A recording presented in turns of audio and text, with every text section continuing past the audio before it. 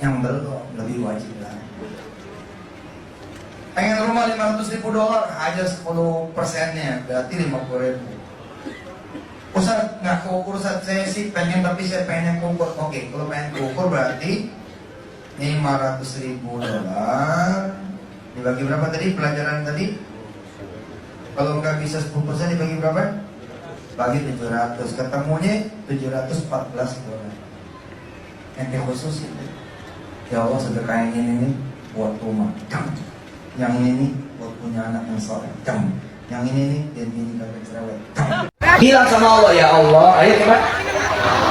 Saya mau ke pasar, temenin apa yang saya tunjuk, bayarin.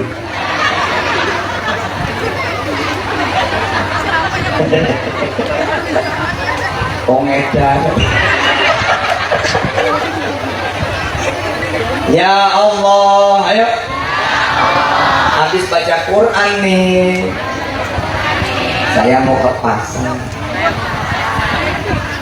Apa yang saya tunjuk, bayar. Bismillahirrahmanirrahim. Jalan. Assalamualaikum warahmatullahi wabarakatuh.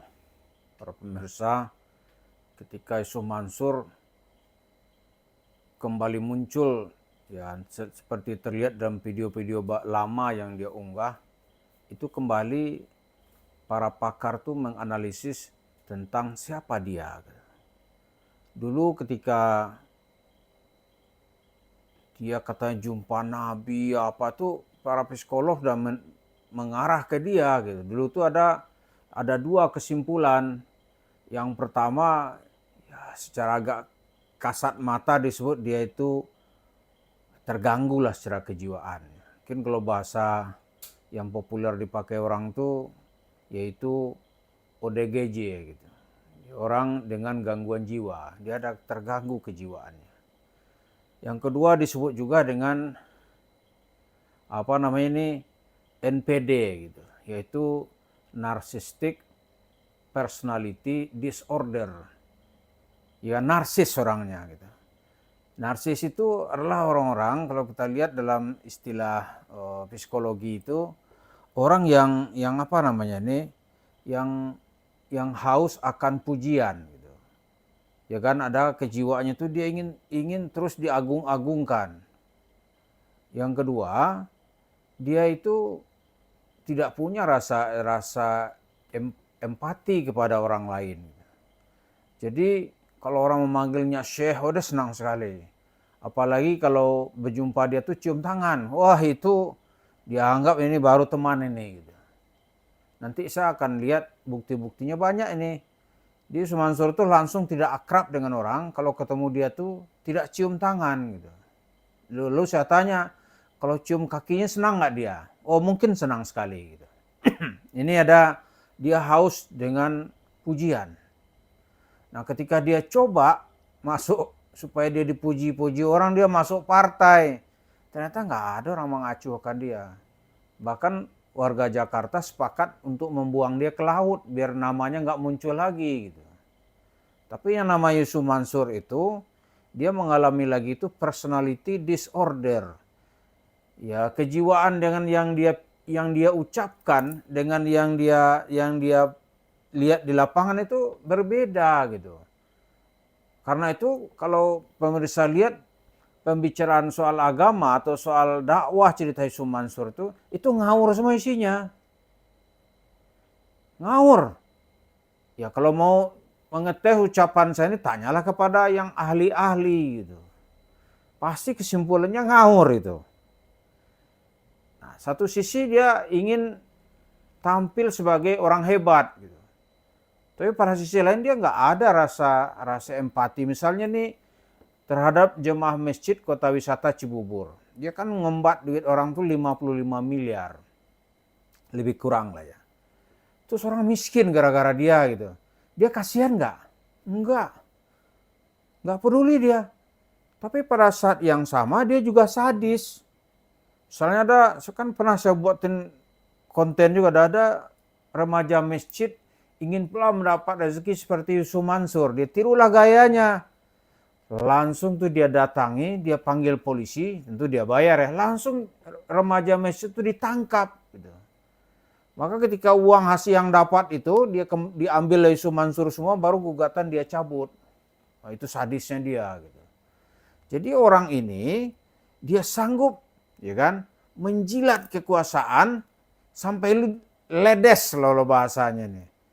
Maka apa aja dia komentari supaya namanya tetap populer gitu.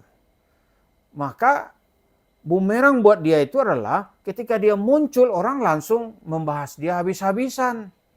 Kayak sekarang nih, video-video lamanya muncul lagi gitu. Di Daku Channel. Ya kan? Maka orang kembali melihat dia. Wah, ternyata dia tuh ada terganggu. Lalu ada orang nanya, kalau terganggu dia bisa dapat duit banyak gitu. Terus bisa dia membangun warung steak and shake, itu nggak berhenti-berhenti gitu.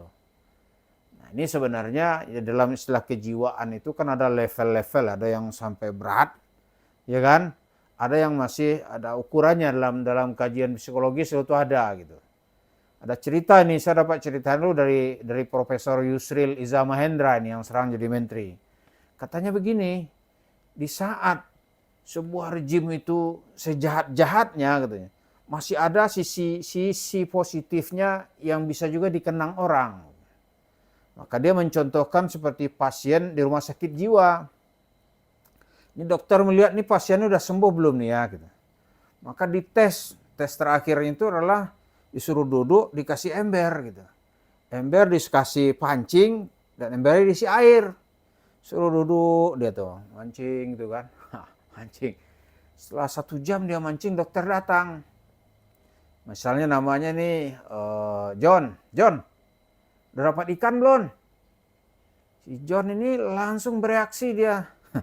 Goblok aja dokter nanya gua. Lo kenapa kata dokter? Lo mancingnya di ember masa dapat ikan? Logis kan dia ngomong, mancing di ember masa dapat ikan? Ke laut mancing tuh baru dapat ikan. Dokter bilang, wah ini udah hampir sembuh nih gitu, udah logis dia gitu. Padahal dia masih sakit. Ini contohnya begitu. Jadi kalau ditanya kepada Yusuf Mansur, dia ada masalah gitu. Tapi kok bisa dia membangun warung steak, ya kan?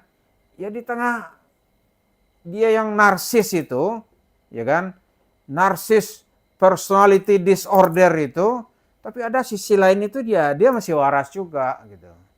Misalnya dia bisa memperdaya jemaah masjid gitu kan. Lalu dia bekerja sama dengan orang yang profesional. Nah, bisa dia berjalan gitu. Ada tuh kan yang di warung steak itu kan ada yang dia ambil brandnya itu kan orangnya sudah terbiasa mengelola warung steak and shake gitu. Itu dijadikan punya Yusuf Mansur, maka bisa dia menjalankannya. Tapi kalau Yusuf Mansur sendiri nggak bisa dia. Nah, dia sebagai motor untuk meraih modal ini dia bisa. Dia buat terakhir kan ada Paytrend gitu. Paytrend itu duitnya triliunan itu dapat sama dia. Maka ketika dicabut ruh Paytrend itu oleh OJK, dicabut izin operasionalnya, Yusuf Mansur kan senang sekali dia. Senang dia. Aneh legowo. Coba lihat video-video. Aneh legowo. Orang kalau usahanya dicabut, marah dong mestinya. Ini enggak. Aneh legowo. Tujuannya apa? Supaya duit, kan di situ kan ada membernya gitu kan. Yang udah masuk ini, ada yang masuk mungkin 1.500.000. Itu jumlah kan banyak sekali itu. Menurut cerita asisten lu namanya Pak Budiman, oh banyak sekali katanya. Nah ini masuk kan udah dia robah-robah sehingga Paytrend itu menjadi milik dia 100%. Oh dia senang sekali. Begitu dicabut oleh JK, yang terbayang oleh Yusuf Mansur saat itulah ini punya dia 100%. Nggak ada yang gugat-gugat lagi. Buktinya sekarang memang orang nggak punya hak hukum untuk menggugat. Kecuali beberapa direktur itu pun gugatannya bukan gugatan kepemilikan, tapi dia menggugat karena gajinya nggak dibayar. Ada juga karyawannya terakhir itu beberapa orang menggugat ke pengadilan, menang, itu gugatan bukan share saham gitu, tapi gugatan karena gajinya sudah tidak dibayar. Nah artinya apa? Sekarang Yusuf Mansur itu dalam beberapa waktu belakang karena dia diam, orang juga mulai berhenti mengomentari dia. Nah sekarang muncul lagi dia. Wah ini lihat nih sudah adem ini kali kan. Adem gitu. Muncul lagi. Maka orang kembali membahas tentang dia. Tentang usaha-usaha, tentang hutang-hutangnya. Jadi kalau kembali kepada benar analisis psikolog tadi itu, dia mengalami narsis personality disorder, MPD itu, maka yakin utang itu nggak akan dibayar. Maka kepada jemaah masjid kota wisata itu yang 55 miliar bayar nggak akan. Dia nggak punya rasa empati, mau mati orang mati aja gitu. Dan itu sudah dia buktikan. Ada namanya Pak Nur Kholik. Ini Pak Nur Kholik itu secara intelektual orang pintar. Tamat insinyur dari ITB. Istrinya seorang dokter. Jatuh miskin gara-gara percaya kepada Yusuf Mansur. Tapi Yusuf Mansur bergembira dengan uangnya itu. Dia bangunlah dari situ warung steak and shake. Jadi sekarang Yusuf Mansur tampil lagi, ya mari kita sikapi bersama-sama. Ini orang berbahaya. Tidak punya rasa empati dan bergembira di atas penderitaan orang yang pernah mempercayainya atau jemaahnya gitu. Sekali lagi mari kita berhati-hati, tidak boleh diam karena ini berbahaya di tengah masyarakat. Terima kasih. Assalamualaikum warahmatullahi wabarakatuh.